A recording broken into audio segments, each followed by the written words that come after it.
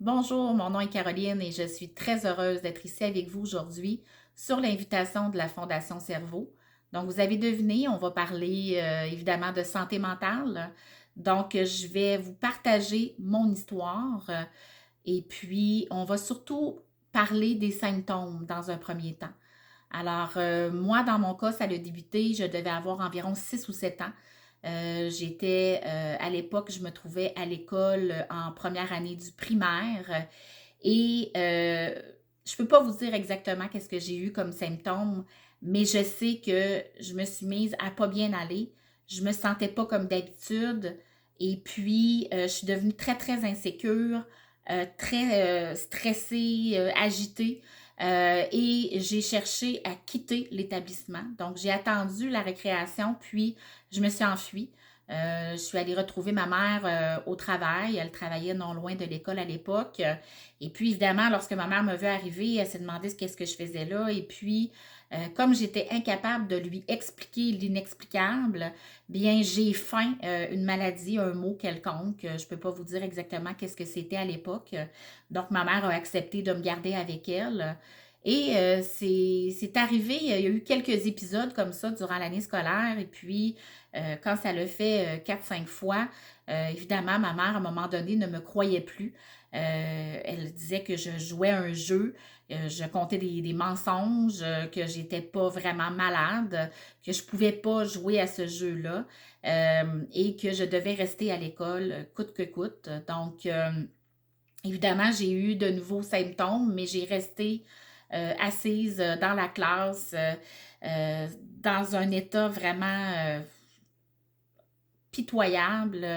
Et j'essayais de garder ça pour moi parce que je savais pas ce que j'avais et puis je voulais pas que les gens autour de moi s'en rendent compte. Donc, j'essayais de camoufler ça de peine et de misère. Et puis, je me souviens que c'était, même si ça fait très longtemps, je me souviens quand même à quel point j'étais pas bien. Par contre, lorsque ça a commencé, lorsque ça a débuté, c'était plus sporadique. Donc, j'avais des semaines, des mois de répit sans avoir de symptômes. Donc, à ce moment-là, je continuais à vivre ma vie d'enfant, à jouer comme tout le monde, m'amuser, un petit peu naïve, dans une certaine innocence, en ne pensant plus à ces épisodes-là, jusqu'au jour où je suis je participe à un spectacle avec ma mère et son conjoint de l'époque. Et puis, on est dans un endroit où il y a vraiment beaucoup, beaucoup, beaucoup de gens. Mais on est dans une ambiance festive. C'est très agréable. Je suis heureuse d'être là. J'adore ce que je vois. Ça se passe super bien jusqu'à temps que, boum, sans crier garde, pour aucune raison particulière, je me suis mise à avoir un paquet de symptômes qui sont arrivés comme ça. Et là, les symptômes étaient vraiment très, très accentués. Je me suis mise à trembler de partout. J'avais chaud, j'avais des sueurs, j'avais les jambes molles, des vertiges. J'avais peur de sombrer dans la folie, peur de mourir. Tout ça est arrivé en même temps. Et ce que je cherchais, c'était à nouveau de fuir. Donc, j'ai demandé à ma mère de quitter les lieux le plus rapidement possible. Donc, elle me demandait, mais mon Dieu, qu'est-ce qui se passe? Encore une fois, incapable de lui expliquer. Tout ce que je pouvais lui exprimer, c'était, je suis pas bien, il faut qu'on quitte. Donc, on s'est frayé un chemin dans la foule jusqu'à ce qu'on se trouve à l'extérieur. Ça m'a paru une éternité à l'époque. Et bon, j'ai repris mes esprits tranquillement et tout ça. J'ai discuté un petit peu avec ma mère. Et puis, les symptômes ont disparu.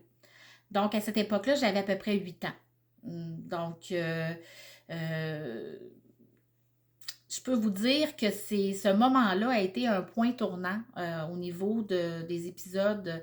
C'est devenu de plus en plus récurrent.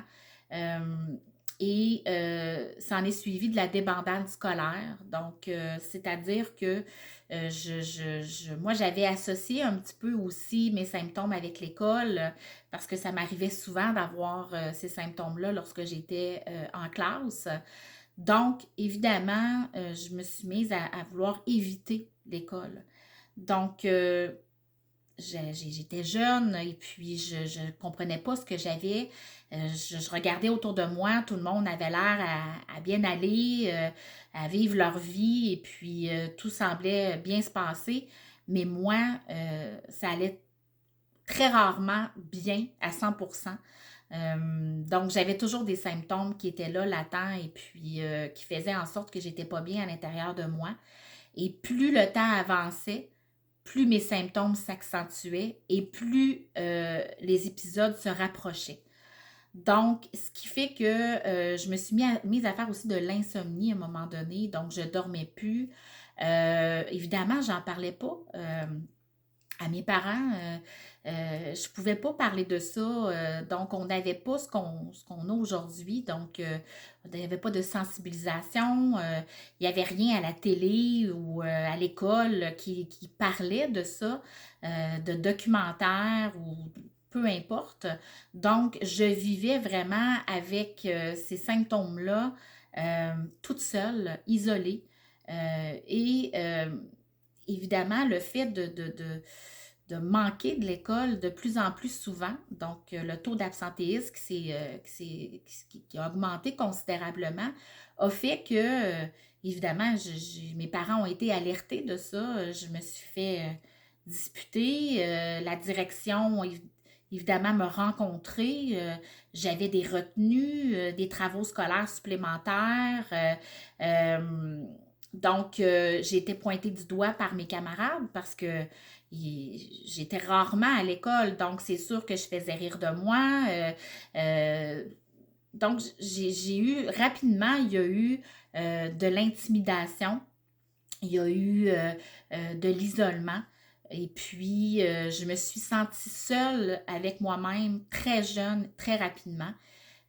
Puis, même si j'adorais l'école, j'adorais apprendre, malheureusement, c'était impossible pour moi de rester en classe. J'allais très rarement, ça se passait bien pendant mes cours. Et puis,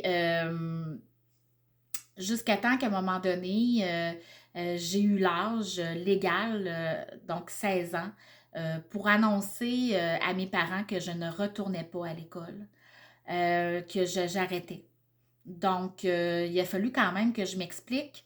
La pilule a été très difficile à avaler pour mes parents. Évidemment, ils ne comprenaient pas ce qui se passait. Euh, J'étais pas capable de leur expliquer que le pourquoi que je voulais quitter l'école, c'était tout simplement parce que j'étais pas bien en dedans de moi. Euh, J'avais peur de leur dire qu'est-ce que j'avais exactement comme symptômes parce que je me disais, ils vont m'enfermer quelque part, ils vont m'amener à un asile, ils vont me mettre une camisole de force, puis ils vont m'enfermer pour le restant de mes jours. Je voyais bien là, que j'étais différente des autres. Donc, je devais toujours mentir pour essayer de m'en sortir, mentir à mes petits amoureux, mentir à mes parents, mentir à mes amis. C'était vraiment insupportable, très désagréable. Euh, J'étais triste en permanence. Euh, je devais toujours camoufler, dissimuler. Euh, je refusais des invitations de faire des activités ou autres parce que j'avais peur que ça m'arrive et que j'étais loin de la maison. Donc, j'évitais. Donc, j'ai fait beaucoup d'évitements tout au long de ma vie. Et puis, j'ai évidemment eu un parcours scolaire très difficile à cause de ça et un parcours professionnel aussi, parce que quand j'ai décidé d'arrêter l'école et que j'ai dit à mes parents que je voulais tout simplement aller à l'école de la vie, travailler, aller sur le marché du travail pour essayer de trouver ma voie, pour trouver ce que je voulais faire dans la vie, euh, c'était clairement un mensonge parce que si j'étais incapable d'être à l'école, j'étais aussi incapable d'être au travail. Donc, je perdais mes emplois à répétition. Et j'essayais tant bien que mal de trouver des raisons pourquoi j'avais perdu mon travail. Bon, le contrat devait cesser pour manque de travail. Il y avait toujours des raisons. Mais évidemment, je sentais le jugement toujours dans le regard des gens autour de moi. comme de quoi que j'étais lâche, que j'avais pas d'ambition, que je savais pas où ce que je m'en allais dans la vie, que je finirais sur l'aide sociale. J'ai eu beaucoup de jugements. Évidemment, je me suis fait beaucoup réprimander. Euh, donc, ça a été des années très, très difficiles. Évidemment, je suis retournée à l'école à un moment donné, chercher des diplômes de peine et de misère. Je me suis battue pour avoir une certaine scolarité, pour avoir une certaine qualité de vie. Mais ça a été très, très, très difficile pour moi parce que j'avais beaucoup de difficultés à suivre les formations, les cours et gérer en même temps ces épisodes-là qui étaient toujours là. Les symptômes étaient toujours présents.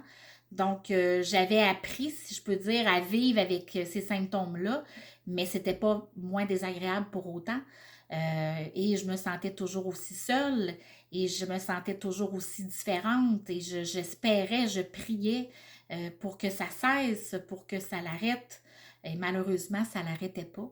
Euh, et ce qui est triste, ce qui est dommage, c'est que pendant mon parcours scolaire, je me souviens d'être en classe et de regarder l'horloge et de me dire, bon, il me reste 15 minutes, il me reste une demi-heure, tiens bon, l'avant-midi est passé, il reste juste l'après-midi.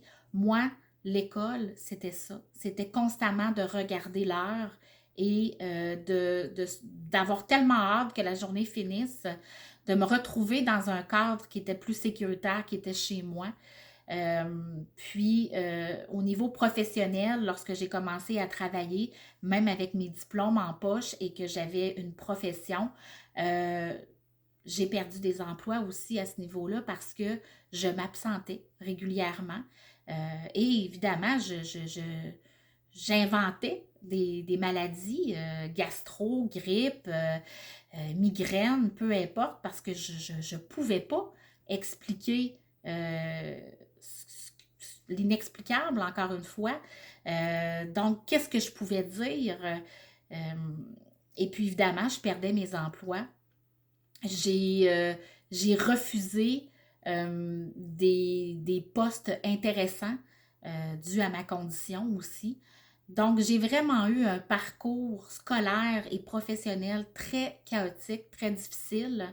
J'ai été malheureuse pendant des années.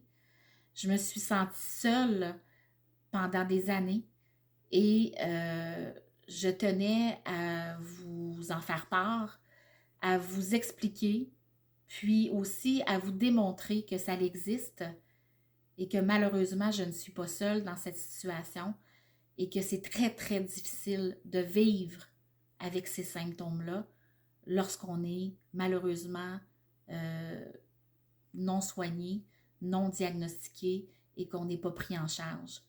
Donc, ça peut être très difficile et je trouvais ça très important de partager ça avec vous.